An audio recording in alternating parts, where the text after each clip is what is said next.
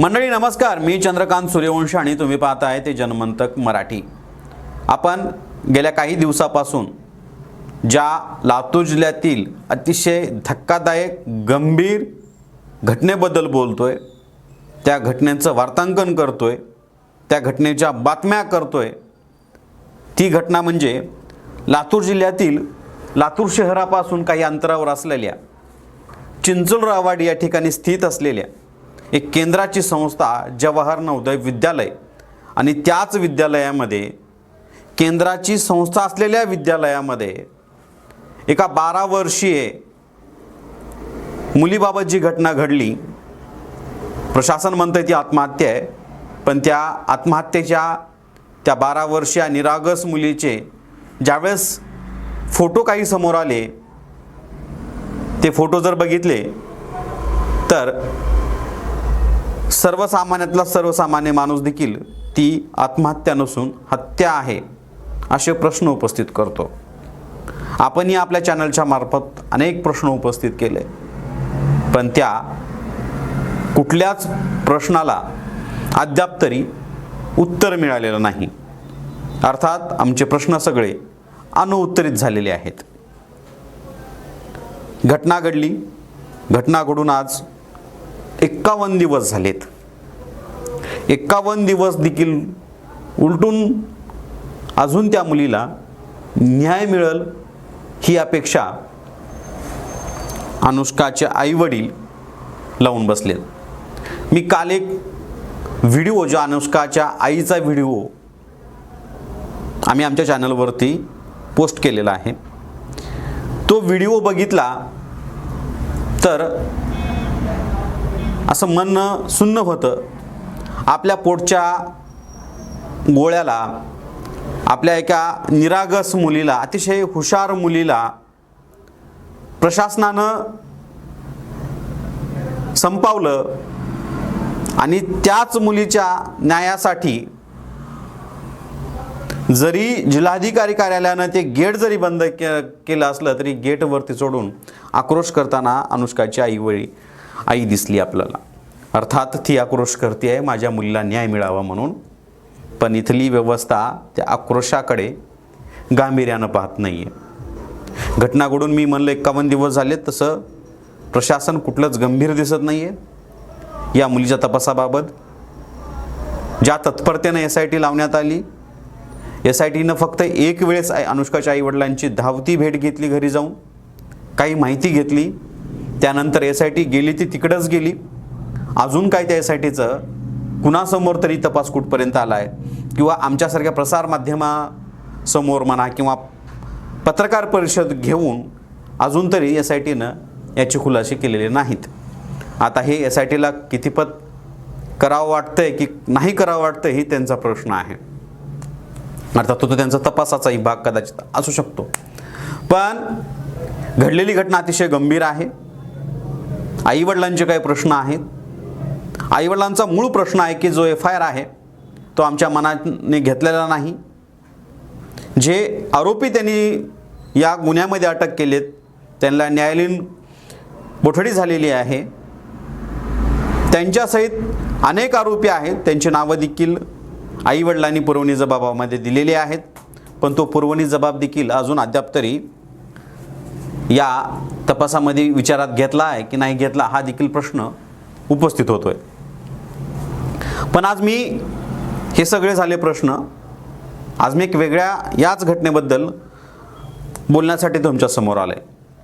सध्या अर्थसंकल्पीय अधिवेशन सुरू आहे आणि या अर्थसंकल्पीय अधिवेशनामध्ये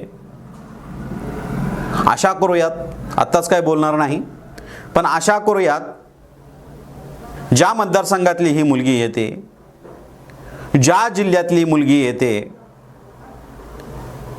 लातूर जिल्ह्यातली मुलगी येते, जी 12 वर्षीय मुलगी आहे, अतिशय निरागस, अतिशय हुशार, टॅलेंटेड मुलगी होती आणि तिच्याबाबत ही घटना घडली आणि या घटनेला न्याय मिळावा म्हणून इथले जबाबदार लोकप्रतिनिधी, मी लोकप्रतिनिधी या शब्दावर खास करून जोर देतोय, या लोकप्रतिनिधींनी एका गरिबाच्या लेकराला, एका सर्वसामान्याच्या लेकराला, एका दीनदलितांच्या या चिमुकलीला न्याय देण्यासाठी उद्या आवाज उठवतील का? आज दिवसभर मी सभेमधली चर्चा ऐकत होतो, दोन्ही सभागृहातली चर्चा ऐकत होतो.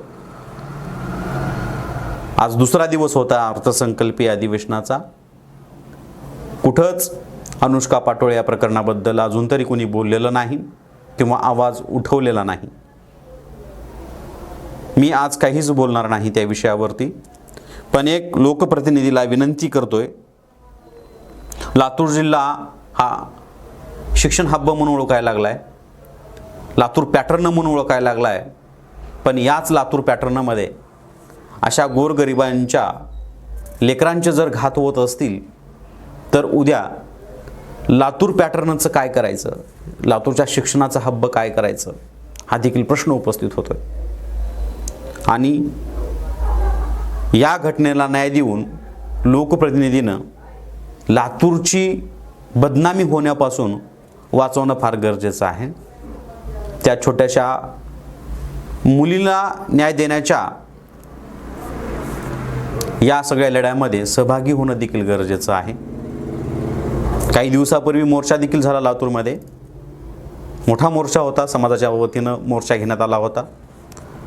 त्या मोर्चाच्या काही तासाने लगेच इथले लातूर शहराचे आमदार अमित देशमुख यांनी त्यांच्या सोशल मीडिया हँडलवरती अनुष्का पाटोळे या प्रकरणाबद्दल मी येणाऱ्या अर्थसंकल्पीय अधिवेशनामध्ये आवाज उठवेन असे देखील त्यांनी पोस्ट केली होती.